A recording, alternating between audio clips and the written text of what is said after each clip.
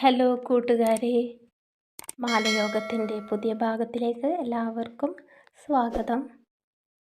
പനിയായിരുന്നു. പനി മാത്രമല്ല, ഭയങ്കര ജലദോഷം, പിന്നെ തൊണ്ടവേദന വന്നാൽ അറിയാലോ, നമുക്കൊന്നും സംസാരിക്കാൻ പറ്റും, സൗണ്ടൊക്കെ പോവുമായിരുന്നേ.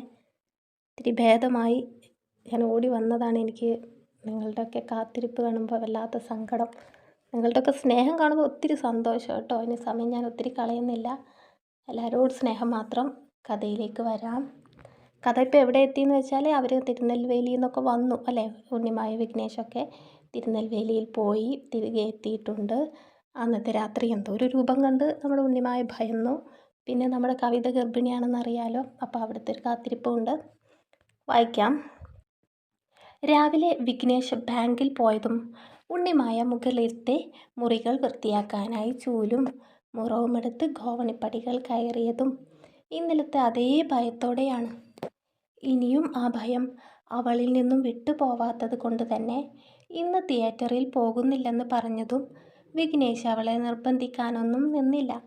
മുകളിലത്തെ ചെറിയ വരാന്തയിലൂടെ പോയാൽ എത്തുന്ന വലിയ ഇരുമ്പ് വാതിൽ തുറന്ന് അവൾ ടെറസിലെത്തി.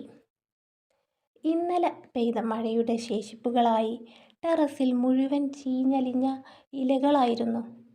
അവിടെ നിന്ന് അവരുടെ മുറിയുടെ ജനാലയുടെ പുറം ഭാഗത്തേക്ക് എത്തി നോക്കിയപ്പോൾ ആ രൂപം അവൾ കണ്ടുവെന്ന് അവൾക്ക് തോന്നിയ ഭാഗത്ത് ശൂന്യമായിരുന്നു. എന്നാൽ വിഘ്നേഷ് പറഞ്ഞതുപോലെ കാർ ഷെഡിൻ്റെ അരികിൽ വളർന്നു പന്തലിച്ച കാറ്റാടി മരത്തിൻ്റെ മുകൾ ഭാഗം ടെറസിലേക്ക് മറിഞ്ഞ് വീണ് കിടക്കുന്നുണ്ട്. ഹാളിൽ വെച്ച അവളുടെ ഫോൺ റിങ് ചെയ്യുന്നത് കേട്ട് അവൾ താഴേക്ക് ഇറങ്ങിച്ചെന്നു. കവിതയുടെ പേര് കണ്ടതും അവളുടെ മുഖത്ത് ഞൊടി നേരം കൊണ്ടൊരു പുഞ്ചിരി വിടർന്നു. എടി പെണ്ണേ, നിങ്ങളിങ്ങോട്ട് പുറപ്പെട്ടോ? കവിതയുടെ ചോദ്യം കേട്ട് ഉണ്ണിമായ ഒന്ന് സ്റ്റക്കായി. നീയല്ലേ പറഞ്ഞത് എന്നെ കാണാൻ ഇങ്ങോട്ട് വരുന്നുണ്ടെന്ന്? ആ പറച്ചിലും കൂടെ കേട്ടതോടെയാണ് ഉണ്ണിമായ്ക്ക് കാര്യം പിടികിട്ടിയത്. കാരണം ഇന്നലത്തെ സംഭവത്തോടെ അവൾ ആകെ ഉലഞ്ഞിരിക്കുകയാണ്. ഇന്നുണ്ടാകില്ല. ഇന്ന് ഏട്ടന് കടൽ കാണിക്കാൻ കൊണ്ടുപോകാമെന്ന് പറഞ്ഞിട്ടുണ്ട്. മൊബൈൽ ഫോൺ പിടിച്ച് കൈ ഒന്ന് തലോടി അവൾ ചെറുനാണത്തോടെ പറഞ്ഞു. ബാങ്കിലേക്ക് ഇറങ്ങുന്ന നേരം ജോലിയൊക്കെ വേഗം തീർത്തിട്ട് വെച്ച് നമുക്ക് ബീച്ചിൽ പോകാം, സൂര്യാസ്തമയം കണ്ട് തിരികെ വരാമെന്നൊക്കെ പറഞ്ഞ് കൊതിപ്പിച്ചിട്ടാണ് വിഘ്നേഷ് പോയത്. കടലോ? കേട്ടപ്പോൾ കവിതക്കും കൊതിയായി. അവളൊന്ന് മൂളി. എന്നാൽ പോയിട്ട് വാ, നിങ്ങൾ വരുമ്പോൾ വിളിക്കണം കേട്ടോ. കവിത ഒരു താളത്തിൽ അങ്ങനെ പറഞ്ഞു. നിനക്ക് സുഖാണോടി? വയറൊക്കെ ഉന്തി വന്നോ? കവിതയുടെ പുഞ്ചിരി ഉണ്ണിമായുടെ കണ്ണിൽ തെളിഞ്ഞു. ഒന്നും പറയില്ല മോളെ, ഒക്കെ നേരിട്ട് വരുമ്പോൾ കണ്ടാൽ മതി. എന്നാൽ ഞാൻ വെക്കട്ടെ ഉണ്ണിമായ, ഇന്ന് ഭരതേട്ടൻ ലീവ് എടുത്തിട്ടുണ്ട്. ഇനിയിപ്പോൾ ഉച്ചയ്ക്ക് ഡോക്ടറുടെ അടുത്ത് പരിശോധനയ്ക്ക് പോകാമെന്ന് വിചാരിക്കുന്നു. കവിത ഫോൺ വെക്കാൻ ഒരുങ്ങി. വിക്കി ഏട്ടനും ഞാനും ഉടനെ നിന്നെ കാണാൻ വരാമടി. അവൾ വിഘ്നേഷിനെ വിളിച്ച പേര് കേട്ട് കവിത ഒരു നിമിഷം വാപൊളിച്ചു പോയി. അതേയ്, സംഗതി പൊളിഞ്ഞു. പുള്ളിത്തുണിയും വെള്ള ബനിയനും തലയിൽ ഒരു വെള്ളത്തോർത്തും ചുറ്റിക്കെട്ടി പിന്നാമ്പുറത്ത് നാളികേരം വെട്ടിക്കൊണ്ട് നിൽക്കുന്ന ഭരതനെ അവൾ വിളിച്ചു.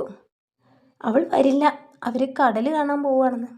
ഉത്സാഹത്തോടെ അവൾ ഭരതൻ്റെ അടുത്തേക്ക് വന്നു. എന്തായാലും ഈശ്വരന്മാർ നമ്മുടെ പ്രാർത്ഥന കേട്ടു. ഒടുക്കവർ ഒന്നിച്ചു. ദീർഘമായി ഒന്ന് നിശ്വസിച്ചു കൊണ്ടവൾ തിരികെ നടന്നു.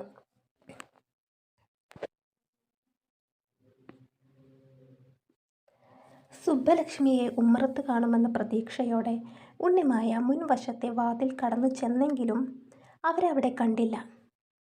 വേഗം തിരിഞ്ഞു നടന്നു അവൾ അവരുടെ മുറിയിലേക്ക് കയറി. പുതച്ചു മൂടി കിടക്കുന്ന അവരെ കണ്ടതും അവൾക്ക് ആദിയായി.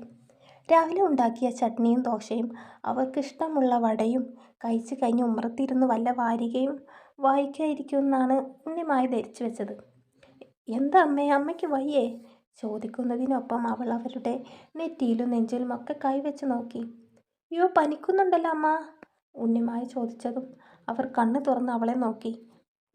ഒന്നുമില്ല. അവർ ശ്രമപ്പെട്ട് എഴുന്നേറ്റിരുന്നു. ഞാൻ വിക്കിയേട്ടനെ വിളിക്കാം. അവൾ പരിഭ്രാന്തിയോടെ മുറിയിൽ നിന്ന് പോകാൻ നിന്നു. ഉണ്ണിമായ, അവിടെ നില്ല്, എനിക്ക് ഒന്നുമേ ഇല്ല.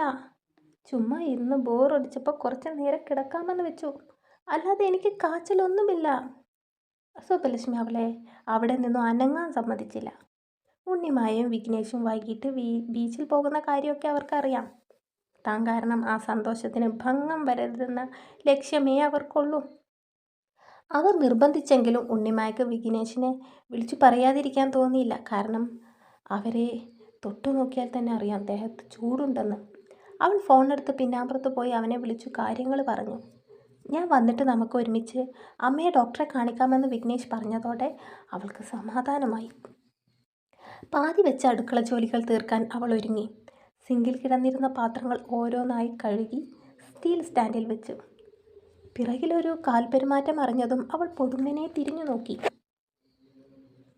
അവളുടെ മുമ്പിൽ കൈ കെട്ടി തീക്ഷ്ണമായ നോട്ടത്തോടെ നിൽക്കുന്നവനെ കണ്ടതും ദേഹത്തുള്ള ചോര മുഴുവൻ തണുത്തുറഞ്ഞ പോലെ നിശ്ചലയായി അവൾ. വിറച്ചിറങ്ങി പിറകിലേക്ക് തരിച്ചുപോയി അവൾ ആ സ്ലാബിൽ തട്ടി നിന്നു. മിഴികൾ വിടർന്നു മനസ്സ് പിടിവിട്ടതുപോലെ ദേഹം തരിച്ചു തുള്ളി. വിഷ്ണു! അവൾ പോലും അറിയാതെ ആ നാമം അവളുടെ അധരങ്ങൾ മന്ത്രിച്ചു. തീക്ഷ്ണതയോടെ നോക്കി നിൽക്കുന്നവൻ്റെ നോട്ടം പെട്ടെന്ന് ശാന്തമായി. അപ്പോൾ ഉണ്ണിമായ എന്നെ മറന്നിട്ടില്ല അല്ലേ? അവൻ്റെ വേഷവും മുഖവും ഒരുപാട് മാറിയിട്ടുണ്ട്. നീളം താടിയും മുഖമാകെ വികൃതമായി ചുവന്ന കണ്ണുകളുമുള്ള അവനെ കണ്ടാലേ മനുഷ്യർ പേടിച്ചു പോകും. അവൾക്ക് അവനെ പേടിയാണ്, അന്നും ഇന്നും. ഒരു പണക്കാരനെയൊക്കെ കെട്ടി അവൻ്റെ കൂടെ സുഖിച്ചു വാഴുന്ന നിനക്ക് എന്നെ ഓർത്തിരിക്കാനൊക്കെ സമയമുണ്ടോ? നീ എന്താ വിചാരിച്ചത്? നാട്ടിലെ അരമുറി നമ്പ്യാരെയും കൂട്ടുപിടിച്ച് വിഷ്ണുവിനെ അങ്ങോട്ട് പൂട്ടിക്കളയാമെന്നോ? അവനുള്ള പണി ഞാൻ കരുതിയിട്ടുണ്ട്. ചത്തു മലർന്നു കിടക്കും ആ ഭരതനാറി. പല്ല് ഞെരിച്ച് തീർത്തും പുച്ഛത്തോടെയുള്ള അവൻ്റെ ആ ചിരിയിൽ ഉണ്ണിമായ മുഖം തിരിച്ചു. കുറച്ച് ദിവസമായി ഞാനിവിടെ എത്തിയിട്ട്. നിന്നെ തേടി പിടിച്ച് കൊല്ലുക എന്നതാണ് എൻ്റെ ആഗമന ഉദ്ദേശം. സ്വരം താഴ്ത്തി പറഞ്ഞുകൊണ്ട് അവൻ കയ്യിലിട്ട കറുത്ത ഗ്ലൗസ് ഒന്ന് അയച്ചു വീണ്ടും കയറ്റി. ഇറങ്ങി ഓടാൻ മനസ്സിൽ ഉദിച്ചു വരുന്നുണ്ടെങ്കിലും കാലുകൾ വിറച്ചുകൊണ്ടിരുന്നു. അമ്മേ, അമ്മേ! അവൾ അകത്തേക്ക് നോക്കി വിളിച്ചു. ഈ ഒരു അപകടത്തിലേക്ക് ആ പാവത്തിനെ കൊണ്ടിടണ്ട എന്ന് മനസ്സ് പറയുന്നുണ്ടെങ്കിലും അവസാന രക്ഷ അവരാകുമെന്ന് തോന്നിപ്പോയി. ആരെയാടി മോളെ നീ വിളിച്ചു കൂവുന്നേ? നിന്റെ തള്ളയൊക്കെ തൂങ്ങിച്ചത്തു ഒതുങ്ങിയില്ലേ? ഓ, നിന്റെ മറ്റവൻ്റെ തള്ള. ആ അനങ്ങാപ്പാറ തള്ളയൊക്കെ വിഷ്ണു എപ്പോഴേ കീച്ചിക്കളഞ്ഞു. ഇവിടെ നിന്നെ രക്ഷിക്കാൻ ആരുമില്ല. ശിക്ഷിക്കാനാണെങ്കിലോ ഞാൻ മാത്രമുണ്ട്. പെട്ടെന്ന് തലക്കൊരടിയേറ്റ പോലെ ഒരു നിമിഷം അവളൊന്ന് ഞെട്ടി. സുബ്ബലക്ഷ്മിയുടെ അടുത്തേക്ക് കുതറിയോടാൻ ശ്രമിക്കുന്നവളെ അവൻ കയ്യിൽ പിടുത്തമിട്ട് അവളുടെ താടയിൽ പിടിച്ചിറുക്കി. ഇനി നീ വിഷ്ണുവിൻ്റെ കയ്യിൽ നിന്നും ജീവനോടെ രക്ഷപ്പെടില്ല. എൻ്റെ ജീവിതം തകർത്തിട്ട് എന്നെ മറ്റുള്ളവരുടെ മുമ്പിൽ കുറ്റവാളിയാക്കി ശിക്ഷയും തന്നിട്ട് നീ മാത്രം അങ്ങനെ സുഖിക്കണ്ട. വിഷ്ണു തെറ്റ് ചെയ്തിട്ടുണ്ടെങ്കിൽ നീയും അതിന് ഉത്തരവാദിയാ. ഒടുക്കാൻ 4 ആൾ അറിഞ്ഞപ്പോൾ വിഷ്ണു മാത്രം പ്രതി അല്ലടി. മോളെ, എൻ്റെ ഉറക്കം കെടുത്തിയിട്ട് നീ ഭൂമിയിൽ സുഖിച്ച് ജീവിക്കേണ്ട. നിന്നെ കൊന്നിട്ട് ജയിലിൽ പോയാലും വിഷ്ണു ഹാപ്പിയാ. പറയുന്നതിനൊപ്പം അവൻ ഉണ്ണിമായുടെ മുടിക്കുത്തിൽ പിടിച്ചു ഭിത്തിയിൽ ശക്തിയായി ഇടിച്ചു. വേദന കൊണ്ടവൾ പുളഞ്ഞു. നെറ്റി പൊട്ടി ചോര മുഖത്തിലൂടെ വാർന്നൊലിച്ചു. ഭ്രാന്തമായ അവൻ്റെ മുഖത്ത് ഒരുതരം തീവ്രത നിഴലിച്ചു. പക ഒടുങ്ങാത്ത കണ്ണുകൾ വല്ലാതെ വികസിച്ചു. നീ തീർന്നു ഉണ്ണിമായ. നിന്റെ മറ്റവൻ്റെ കൂടെ കഴിയാൻ ഞാൻ നിന്നെ വിടില്ല. ക്രൂരമായ സംതൃപ്തിയോടെ അവൻ്റെ കണ്ണിൽ വിജയഭാവം മിന്നിമറഞ്ഞു. ഉണ്ണിമായ ഒരു നിമിഷം തൻ്റെ മുമ്പിൽ കാണുന്ന ഭയാനകമായ കാഴ്ച എന്തെന്ന് വ്യക്തമാകാതെ വിഘ്നേഷ് ഞെട്ടി നിന്നു. ഈ ഒരു സാഹചര്യം മുന്നേ പ്രതീക്ഷിച്ചതുപോലെ വിഷ്ണു അവനെ കണ്ടതും ഉണ്ണിമായുടെ മുടിക്കുത്തിൽ നിന്ന് പിടിവിടാതെ അവളുടെ അടിനാഭിക്ക് ആഞ്ഞു ചവിട്ടി ഒറ്റയേറായിരുന്നു. ഉണ്ണിമായ അടുപ്പിന് തിണ്ണയിൽ വന്നിടിച്ച് നിലത്തേക്ക് വീണു.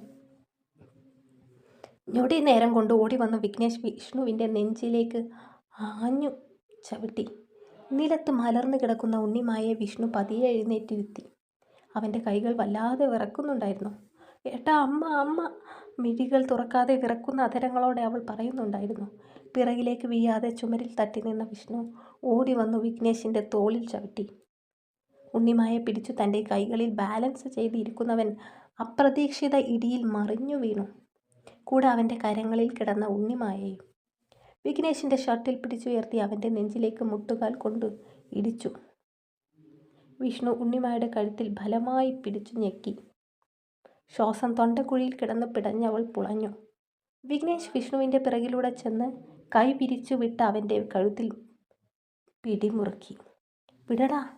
വിഘ്നേഷ് അലറി. തൻ്റെ പ്രിയപ്പെട്ടവൾ ഏതോ ഒരുവനാലെ ജീവന് വേണ്ടി പിടയുന്നത് കാണേ വിഘ്നേഷിന് സമനില തെറ്റി. ഇവളുടെ ജീവനും കൊണ്ടല്ലാതെ വിഷ്ണു ഇവിടെ നിന്ന് പോകില്ല. വിഷ്ണുവിനെ ഇരുട്ടറയിൽ അടച്ചിട്ട് നീയും അവളും കൂടെ അങ്ങനെ ജീവിക്കണ്ട. പറയുകയും കാല് വള്ളി വെച്ചുകൊണ്ട് വിഘ്നേഷിനെ അവൻ മലർത്തിയിട്ടു. അപ്പോഴും ഉണ്ണിമായുടെ കഴുത്തിൽ നിന്ന് അവൻ പിടിവിട്ടിരുന്നില്ല. ചാടി എഴുന്നേറ്റ് വിഘ്നേഷ് അടുപ്പ് തിണ്ണയുടെ ചുവട്ടിൽ കിടക്കുന്ന വടിയെടുത്ത് അവൻ്റെ പുറം നോക്കി വീശിയടിച്ചു. വിറക് രണ്ടായി മുറിഞ്ഞു വീണു. രൂക്ഷമായ നോട്ടത്തോടെ വിഷ്ണു ഉണ്ണിമായിൽ നിന്നുള്ള പിടി അയച്ചു വിഘ്നേഷിൻ്റെ അരികിലേക്ക് നടന്നു നീങ്ങി. നിർഭയമായി വിഘ്നേഷ് അവൻ്റെ മുൻപിലേക്ക് ചാടി വീണു അവൻ്റെ മുഖത്ത് പൊതിരെ തല്ലി. ഒന്ന് തിരിച്ചടിക്കാൻ സമയം കൊടുക്കാതെ വിഘ്നേഷ് അവൻ്റെ രോഷം അടങ്ങും വരെ തല്ലി. ദ്രുതവേഗതയിൽ കൈത്തണ്ടയിൽ പിടുത്തമിട്ട വിഷ്ണുവിനെ വിഘ്നേഷ് തിണ്ണയിൽ ഇരുന്നിരുന്ന കത്തിയെടുത്ത് കുത്താൻ ഓങ്ങി. "വിക്കി!" അടുക്കള വാതിലിൽ നിന്ന് ഉറക്കെ വിളിച്ചു ഞെട്ടി നിൽക്കുന്ന വെങ്കിടിയിലേക്കായിരുന്നു ഇരുവരുടെയും ദൃഷ്ടി പോയത്. പിറകെ ഭാഗ്യയും ഓടിയെത്തി നെഞ്ചത്ത് കൈവച്ചു. വിഷ്ണു അവരുടെ ശ്രദ്ധ മറച്ചു കിട്ടിയ അവസരത്തിൽ ഓടിപ്പോയിരുന്നു. ഒരു കുടുംബത്തെ മൊത്തം കണ്ണീർ ചോലയിൽ മുക്കി കലിതുള്ളിയ കാട്ടാന കാടുമറഞ്ഞു. 24 മണിക്കൂർ കഴിയാതെ ഉണ്ണിമായുടെയും സുബ്ബലക്ഷ്മിയുടെയും ആരോഗ്യസ്ഥിതിയെക്കുറിച്ചൊന്നും പറയാൻ കഴിയില്ലെന്ന് ഡോക്ടർ പറഞ്ഞതോടെ മനസ്സ് പൊള്ളുന്ന പ്രാർത്ഥനയോടെ നെഞ്ചു പൊട്ടി എല്ലാവരും ആശുപത്രി വരാന്തയിലിരുന്നു. നിറഞ്ഞൊലിക്കുന്ന മിഴികൾ വിഘ്നേഷ് അമർത്തി തുടച്ചു. കണ്ണീരും രക്തവും കുതിർന്നു അവൻ്റെ ഷർട്ട് ആകെ നനഞ്ഞൊട്ടിയിരുന്നു.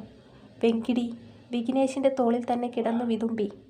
3 പോലീസുകാർ നടന്നു വിഘ്നേഷും വെങ്കിടിയും ഇരിക്കുന്ന ഭാഗത്തേക്ക് പോകുന്നത് കണ്ടതും ഉണ്ണിമായുടെ വിവരമറിഞ്ഞ് ഓടിവരുന്ന നിമിഷയും ഒന്ന് പകച്ചു. അവൾ വേഗം ഒറ്റയ്ക്ക് ഭിത്തി ചാരി നിൽക്കുന്ന ഭാഗ്യയുടെ അടുത്തേക്ക് പോയി. "ഒന്നും പറയാറായിട്ടില്ലെന്നാണ് ഡോക്ടർ പറഞ്ഞത്. പിന്നീട് ഡോക്ടർമാർ ആരും ഇങ്ങോട്ട് വന്നിട്ടുമില്ല." സാരിത്തുമ്പിൽ കൈ തെരുത്തു ഭാഗ്യ വിതുമ്പി. പോലീസുകാരെ കണ്ടതും വെങ്കിടി പതിയെ തല ഉയർത്തി. അതോടെ വിഘ്നേഷും അവിടെ നിന്ന് എഴുന്നേറ്റു. "അക്രമകാരിയെ നിങ്ങൾ മുമ്പ് കണ്ടിട്ടുണ്ടോ?" "ഇല്ല." "ഇനി കണ്ടാൽ തിരിച്ചറിയാൻ പറ്റുമോ?" "പറ്റും." വിഷ്ണുവിൻ്റെ ആ രൗദ്രഭാവം ഓർത്തെടുത്തു അവൻ ഉറക്കെ പറഞ്ഞു. "സ്വർണം മോഷ്ടിക്കാൻ വേണ്ടി അവരെ അപായപ്പെടുത്താൻ ശ്രമിച്ചതായിരിക്കാം. വീട്ടിൽ നിന്ന് വല്ല വസ്തുക്കളും മോഷണം പോയിട്ടുണ്ടോ എന്ന് നോക്കിയിട്ട് പറയണം. സ്റ്റേഷനിൽ നിന്ന് എപ്പോൾ വിളിക്കുമ്പോഴും അങ്ങോട്ട് വരണം." പോലീസ് നൽകുന്ന ഓരോ ആജ്ഞകൾക്കും അവൻ കൈകോർത്തു പിടിച്ചു തലയാട്ടി. "ആ വന്നവൻ മോഷ്ടിക്കാൻ കയറിയതല്ല. അയാൾ ഉണ്ണിമായെ കൊല്ലാൻ വന്നതാ തീർച്ച." വിഷ്ണു സ്വയം പേര് പറഞ്ഞ് പോർ വിളിച്ചത് വിഘ്നേഷ് ഓർത്തു. കുറച്ച് മണിക്കൂറുകൾ കഴിഞ്ഞത് സുബ്ബലക്ഷ്മി കണ്ണു തുറന്നു എന്ന സന്തോഷവാർത്ത അവരെ തേടിയെത്തി. തലയിൽ ചില ഭാഗത്ത് രക്തം കട്ട പിടിച്ചത് അലിഞ്ഞു വരും വരെ അതീവ ശ്രദ്ധ വേണമായിരുന്നു. സുബ്ബലക്ഷ്മിയെ കാണാൻ അനുവാദം കിട്ടിയതും വിഘ്നേഷും വെങ്കിടിയും ICUവിൽ കയറി അമ്മയെ കണ്ടു. അവരുടെ വീർത്തു പൊങ്ങിയ മുഖം കാണെ വെങ്കിടി വിതുമ്പൽ കടിച്ചു പിടിച്ചു വിഘ്നേഷിൻ്റെ കയ്യിൽ പിടിച്ചു. അവരെ തന്നെ നോക്കി കിടക്കുമ്പോഴും സുബ്ബലക്ഷ്മിയുടെ മിഴികൾ തേടുന്നത് മറ്റൊരുവളെയാണ്. "അവൾക്ക് കുഴപ്പമൊന്നുമില്ല അമ്മ. പുറത്ത് അമ്മയെയും കാത്തു നിൽപ്പുണ്ട്." അവരുടെ നോട്ടത്തിൻ്റെ ധ്വനി മനസ്സിലാക്കി വിഘ്നേഷ് അങ്ങനെ ഒരു കള്ളം അവരുടെ കാതിനരികിൽ വന്ന് പറഞ്ഞതും അവരുടെ മിഴികൾ വിടർന്നു തെളിഞ്ഞു. വെങ്കിടിയെ തൻ്റെ തോളിൽ ചേർത്ത് പിടിച്ചു വിഘ്നേഷ് പോകുന്നത് കാണെ ഒരു മിഴിനീർക്കണം അവരുടെ കൺകോണിലൂടെ ഒലിച്ചിറങ്ങി. "സാർ, ഡോക്ടർ വിളിക്കുന്നു. വേഗം വരണം." കോറിഡോറിലെ ചാരുകസേരയിൽ വിരലുകൾ നെറ്റിയിൽ കുത്തി തല താഴ്ത്തിയിരുന്നിരുന്ന വിഘ്നേഷ് നഴ്സിൻ്റെ ശബ്ദം കേട്ടതും പെട്ടെന്ന് ഞെട്ടിപ്പോയി. തുടരും. ഉണ്ണിമായ്ക്കൊന്നും സംഭവിക്കരുതേ എന്നല്ലേ നിങ്ങളുടെയൊക്കെ പ്രാർത്ഥന. ഒന്നും സംഭവിക്കില്ല. കാരണം ഉണ്ണിമായ്ക്ക് വിഘ്നേഷിൻ്റെ കൂടെ ജീവിക്കാനുള്ളതല്ലേ. ഇത്രയും ദിവസം കാത്തിരുന്നതിന് ഒത്തിരി സന്തോഷം. എല്ലാവരും കാത്തിരിക്കണം. അടുത്ത പാർട്ടുമായിട്ട് ഞാൻ ഉടനെ വരാം കേട്ടോ. താങ്ക് യു കൂട്ടുകാരെ.